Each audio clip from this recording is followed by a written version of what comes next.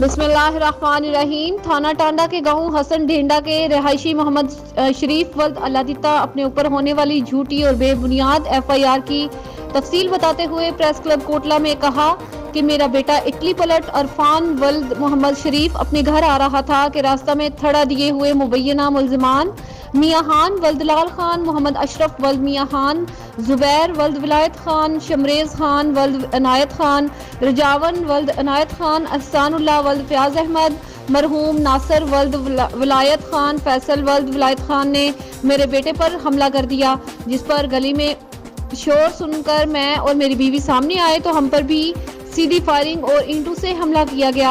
आइए जानते हैं हम मजीद मोहम्मद शरीफ वल्द अल्लादिता की जुबानी। नाज़रीन, आप देख रहे हैं सरेआम न्यूज़। नाज़रीन, हम इस वक्त मौजूद हैं थाना टांडा के गांव हसन ढेंडा में। यहाँ पे गुज़िश्ता रोज एक झगड़ा हुआ है जो ज़मीन के तनाज़े पे, और एक फरीक है हमारे साथ मोहम्मद शरीफ साहब, इनके खिलाफ एक झूठी और बेबुनियाद FIR दर्ज की गई है थाना टांडा में। 8 अफराद नामजद किए गए हैं। आइए उस FIR के मुतालिक जानते हैं कि उसमें कितनी सच्चाई और कितनी हकीकत है। ये सारी हम बातें आज करेंगे मोहम्मद शरीफ साहब से। जी अस्सलाम वालेकुम। वालेकुम सलाम। बाबा जी, क्या मसला बना आपके ऊपर जो एक 324 और दीगर दफात की FIR दर्ज हुई है 2 दिन पहले? ये जनाब एक थड़ा मारिया असी पर बाहर जाते क्योंकि साडा बाहर डेरा है, इन्हां दा राह च मकान है। सही है। इन्हां दा नाम उत्थे निक्की जी डीगर है, शाम दे टाइम करीबन होए है। किहदा थड़ा दित्ता सी ने? मेरे बच्चे। ठीक है। बच्चों का नाम की कर? अरफान। ठीक है। ते शान। ठीक है। मतलब कि इन्हां थड़ा दित्ते आ, ਅਸੀਂ ਵੀ ਘਰ ਬੈਠੇ ਹਾਂ ਤੇ ਇਹ ਜਿਹੜੇ ਗਏ ਤੇ ਅੱਗੋਂ ਨਾਲ ਗੱਲ ਪੈ ਗਏ ਨੇ, ਉਹਨਾਂ ਇੱਟਾਂ ਰੋੜੇ ਫਾਇਰਿੰਗ ਸ਼ੁਰੂ ਕਰ ਦਿੱਤੀ। ਸਹੀ ਹੈ। ਅਸੀਂ ਗਏ ਹਾਂ ਛਡਾਣ ਵਾਸਤੇ। ਠੀਕ ਹੈ। ਇਹਨਾਂ ਨੇ ਆਪ ਇਹ ਕੰਮ ਕੀਤਾ, ਸਾਨੂੰ ਵੀ ਕੁੱਟ ਕੱਢਿਆ।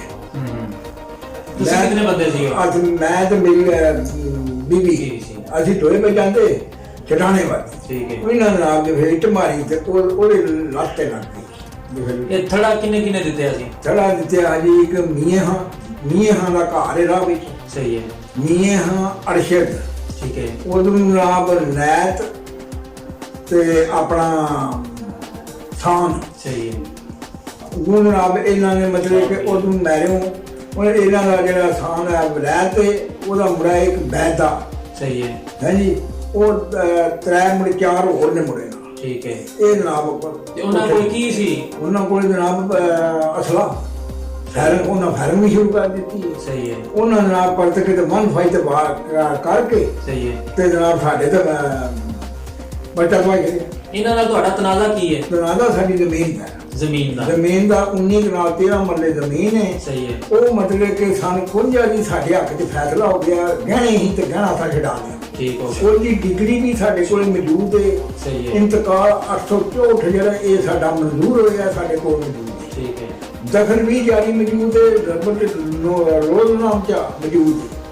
ਮਤਲਬ ਸਾਰੇ ਕਾਗਜ਼ਾਤ ਜ਼ਮੀਨ ਦੇ ਮਾਮਲਾਤ ਤੁਹਾਡੇ ਹੱਕ ਵਿੱਚ ਨੇ। ਤੁਹਾਨੂੰ ਮਤਲਬ ਬਿਲਾ ਵਜ੍ਹਾ ਫਿਰ ਤੁਹਾਡੇ ਮੁਤਾਬਕ ਬਿਲਾ ਵਜ੍ਹਾ ਤੁਹਾਨੂੰ ਤੰਗ ਕਰ ਰਹੇ ਨੇ ਕਿ ਸਾਡੀ ਜਾਨ ਤੇ ਕੋਈ ਅਦਾਲਤਾਂ ਜੀ ਤੁਹਾਡੇ ਕੇਸ ਤੇਰੇ ਸਮਾਨ ਮੌਜੂਦ ਚੱਲਦਾ ਮੌਜੂਦ ਚੱਲਦਾ ਪਿਆ। ਉਹਦੇ ਉੱਤੇ ਛੋੜੇ ਹੋਏ ਨੇ ਕਿ ਕਿਉਂਕਿ ਸਾਡੇ ਵਕੀਲ ਨੇ ਆਖਿਆ ਕਿ ਮੇਰਾ ਕਬਜ਼ਾ ਵਾਪਸ ਕਰੋ। ਇਹਨਾਂ ਕਬਜ਼ਾ ਤੇ ਖੋ ਲਿਆ, ਇਹਨਾਂ ਤੇ ਪਰਚਾ ਵੀ ਹੋਇਆ, ਤੈਨੇ ਅਦਾਲਤ ਵੀ ਲੱਗੀ। ਠੀਕ ਹੈ। ਇਹ ਹੁਣ ਛੋੜੇ ਪਏ ਨੇ ਤਾਂ ਮਤਲਬ ਕਿ ਗੱਲ ਪੈਂਦੇ ਫਿਰਦੇ ਨੇ ਸਾਡੇ ਤੇ ਛੋੜਿਆ ਪੈ ਕੇ ਝੂਠੀ FIR ਤੁਹਾਡੇ ਤੇ ਕਰਾਈ ਨੇ। ਚੌਥੀ ਇਹਨਾਂ ਨੂੰ ਤੰਗ ਕਰੀਏ, ਇਹਨਾਂ ਨੂੰ ਮਜਬੂਰ ਕਰੀਏ। ਇਹਨਾਂ ਦੇ ਨਾਮ ਮਜਬੂਰੀ ਇਹ ਕਰਦੇ ਨੇ ਕਿ ਮਤਲਬ ਕਿ ਹੋਏ ਤੇ ਇਹ ਅੱਗੋਂ ਨਾ ਕੋ ਕਰਨ ਤੇ ਨਾ ਟੁਰਨ ਤੇ ਮਤਲਬ ਕਿ ਸਾਨੂੰ ਪਤਾ ਹੀ ਲੱਗਦਾ ਮਤਲਬ ਪਰਚਾ ਹੋਇਆ।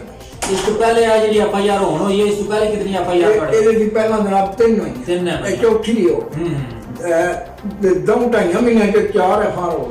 ਤੇ ਤੁਸੀਂ ਵੀ ਕੋਨਾ ਤੇ FIR ਕਰਵਾਈ ਹੈ? ਨਹੀਂ, ਅਸਾਂ ਕੋਈ ਨਹੀਂ ਕਰਾਈ। ਬਾਜਰਾ ਉਹ ਸਿੱਟੇ ਹੋਇਆ ਮੇਰਾ ਫਸਲ ਇਹਨਾਂ ਵੱਢ ਲਿਆ। ਤੇ ਹੁਣ ਕੋਲ ਤੁਹਾਡੀ ਬੀਵੀ ਨੂੰ ਜਿਹੜਾ ਹੈ ਉਹਨੂੰ ਵੀ ਚੋਟ ਲੱਗੀ ਹੈ, ਇੱਟਾਂ ਰੋੜੇ ਉਹਨਾਂ ਮਾਰੇ ਨੇ, ਤੁਹਾਡੇ ਤੇ ਤਸ਼ੱਦਦ ਕੀਤਾ ਨੇ ਤੇ ਤੁਸੀਂ ਵੀ ਥਾਣੇ ਨੂੰ ਦਰਖਾਸਤ ਦਿੱਤੀ ਹੈ? ਅਸਾਂ ਵੀ ਮਤਲਬ ਕਿ ਦਿੱਤੀ ਹੈ। ਸਹੀ ਹੈ। ਹਾਂ, ਅਸੀਂ ਵੀ ਥਾਣੇ ਦਰਖਾਸਤ ਦਿੱਤੀ ਹੈ ਤੇ ਉਹਨਾਂ ਨੇ ਬਲੇਡ ਮਾਰ ਕੇ ਤੇ ਉਹਨਾਂ ਦਾ ਮਤਲਬ ਜਿਸ ਤਰ੍ਹਾਂ ਵੀ ਉਹਨਾਂ ਦਾ ਮੇਲ ਮਿਲਾਪ ਹੈ। ਸਹੀ ਹੈ। ਉਹ ਪਰਚਾ ਦੇ ਕੇ ਤੇ ਆਪਣੇ ਚੁੱਪ ਕਰਕੇ ਸਾਨੂੰ ਮਤਲਬ ਕਿ ਅਸੀਂ ਜਿਵੇਂ ਗਏ ਆਪਾਂ। ਤੁਹਾਡਾ ਹੁਣ ਕੀ ਮੁਤਾਲਬਾ ਕੀ ਹੈ? ਮੁਤਾਲਬਾ ਹੈ ਕਿ ਮੈਂ ਮਤਲਬ ਕਿ ਮੇਰਾ ਹੱਕ ਰੱਸੀ ਹੋਣੀ ਚਾਹੀਦੀ ਹੈ। ਤਮਾਮ DIG DSP ਵਜ਼ੀਰ ਆਲਾ ਸਾਹਿਬ ਜੋ ਵੀ ਮਤਲਬ ਕਿ ਅਫਸਰ ਵੱਡੇ ਨੇ ਇਹ ਸਾਡੇ ਤੇ ਮੇਰੇ ਮਦਦ ਕਰਨ, ਮੇਰੇ ਡਾਕੂਮੈਂਟ ਚੈੱਕ ਕਰਨ ਕਿ ਹਾਂ ਬਈ ਤੇਰੇ ਡਾਕੂਮੈਂਟ ਸਹੀ ਨੇ ਜਿਵੇਂ ਦੇ 245 ਰੁਪਏ ਮੈਂ ਅਦਾਲਤ ਵਿੱਚ ਅਦਾ ਕੀਤੇ ਇਹਨਾਂ ਲਏ ਨੇ ਗੂਠੇ ਇਹਨਾਂ ਲਾਏ ਨੇ ਆਣ ਕੇ ਸਾਨੂੰ ਕਬਜ਼ਾ ਅਦਾਲਤ ਨੇ ਦੇ ਕੇ ਗਈ ਹੈ ਤੇ ਉਹਨੇ ਨਾ ਕਬਜ਼ਾ ਸਾਡਾ ਖੋਹ ਲਿਆ।